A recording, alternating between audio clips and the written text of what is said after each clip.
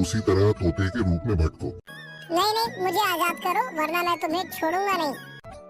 अब तुम मेरा कुछ भी नहीं बिगाड़ सकते। अब तुम जाओ यहाँ से और अब से ऐसे ही घूमो। अब तुम्हें पता चलेगा कि दूसरों को दर्द देने में कैसा महसूस होता है। इसके बाद वह राक्षस वहां से उड़ जाता है। मरचू और उसकी पत्नी सीता दोनों खुश हो जाते हैं। मरचू पहले की तरह काम करने लगता है। वह और उसकी पत्नी दोनों खुशी खुशी जिंदगी गुजारने लगते हैं।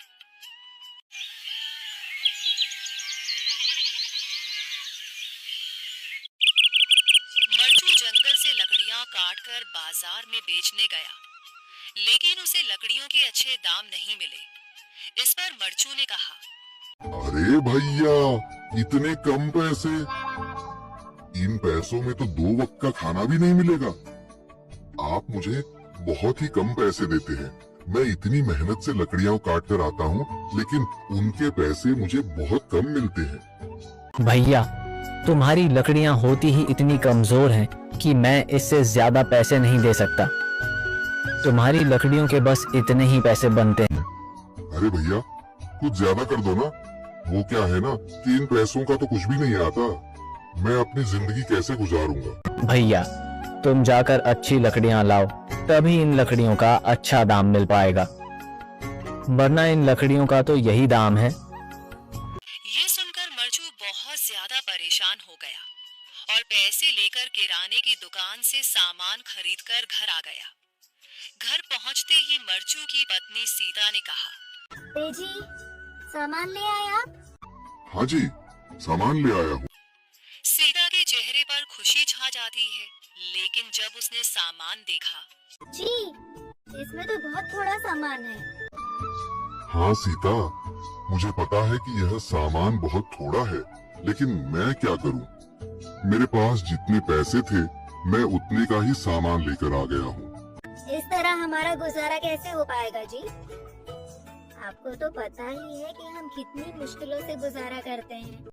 हाँ हाँ, मुझे पता है, लेकिन मैं कर भी क्या सकता हूँ? मेरे पास इतने पैसे ही नहीं कि हम एक अच्छी जिंदगी गुजार सकें।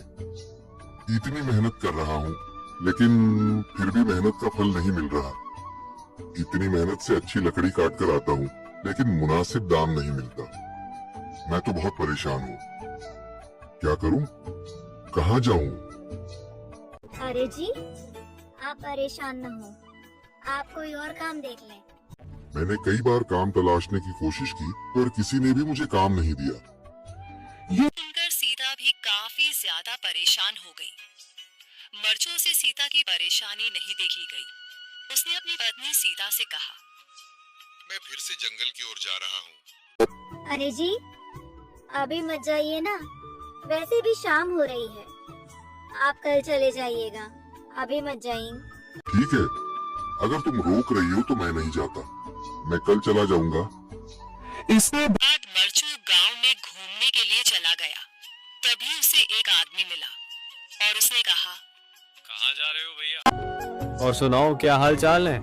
जिंदगी कैसे गुजर रही है? अरे भैया, तुम्हें तो पता है कि लकड़ियां काटकर कैसे गुजारा होता है। हाँ भैया, तुम सही कह रहे हो। और आसपास के जंगलों में अच्छी लकड़ियां भी नहीं है। इसके लिए तो जंगल के अंदर जाना पड़ेगा। पर जंगल के अंदर तो काफी सारे जंगली जानवर होंगे। मुझे बहुत डर लगता है भैया, मैं जंगल में कैसे जाऊंगा? हाँ भैया, जंगली जानवर तो होंगे, लेकिन अच्छी लकड़ियां तो वहीं से ही मिलेंगी। ये सुनकर मरचू बहुत ज्यादा परेशान हो गया, लेकिन वह आदमी बिल्कुल ठीक कह रहा था। जंगल के किनारे की सारी लकड़ियां कट चुकी थीं। अब सिर्फ जंगल के अंदर ही अच्छी लकड़ियां बची थीं। अगली सुबह मरचू